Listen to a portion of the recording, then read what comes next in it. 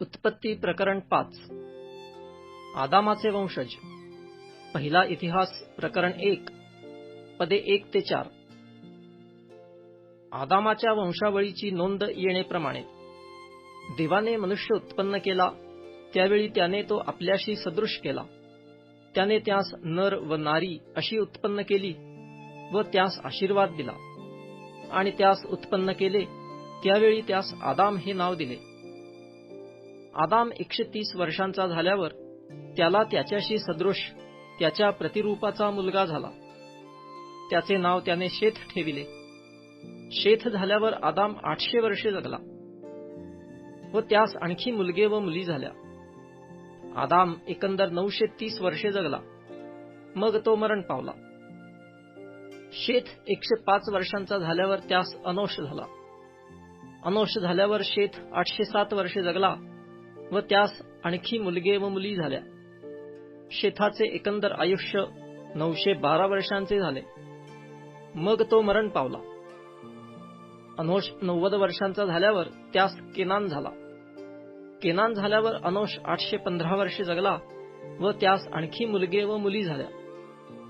अनोशाचे एकंदर आयुष्य 905 वर्षांचे झाले, मग तो मरण पावला. केनान 70 वर्षांचा झाल्यावर त्यास महललेल झाला. महललेल झाल्यावर केनान 840 वर्षे जगला व त्यास आणखी मुलगे व मुली झाल्या. केनानाचे एकंदर आयुष्य 910 वर्षांचे झाले, मग तो मरण पावला. महललेल 65 वर्षांचा झाल्यावर त्यास यारेद झाला. यारेद झाल्यावर महललेल 830 वर्षे जगला व त्यास आणखी मुलगे व मुली झाल्या. महललेल याचे एकंदर आयुष्य 895 वर्षांचे झाले, मग तो मरण पावला. यारेद 162 वर्षांचा झाल्यावर त्यास हनोख झाला.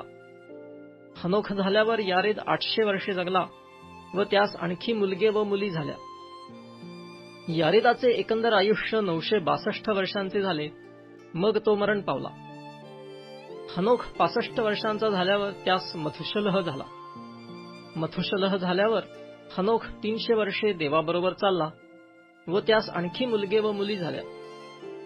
हनोखाचे एकंदर आयुष्य 365 वर्षांचे झाले. हनोख देवाबरोबर चालला, त्यानंतर तो न होता, कारण देवाने त्याला नेले. मथुशलह 187 वर्षांचा झाल्यावर त्यास लामेख झाला. लामेख झाल्यावर मथुशलह 782 वर्षे जगला व त्यास आणखी मुलगे व मुली झाल्या. मथुशलहाचे एकंदर आयुष्य 969 वर्षांचे झाले, मग तो मरण पावला. लामेख 182 वर्षांचा झाल्यावर त्यास मुलगा झाला. त्याचे नाव त्याने नोहा असे ठेविले. तो म्हणाला, जी भूमी परमेश्वराने शापिली तिच्या संबंधाचे आमचे काम व आमच्या हातचे कष्ट याविषयी हा आमचे सांत्वन करील. नोहा झाल्यावर लामेख 595 वर्षे जगला व त्यास आणखी मुलगे व मुली झाल्या. लामेखाचे एकंदर आयुष्य 777 वर्षांचे झाले, मग तो मरण पावला. नोहा 500 वर्षांचा झाला तेव्हा त्याला शेम, हाम व याफेत हे झाले.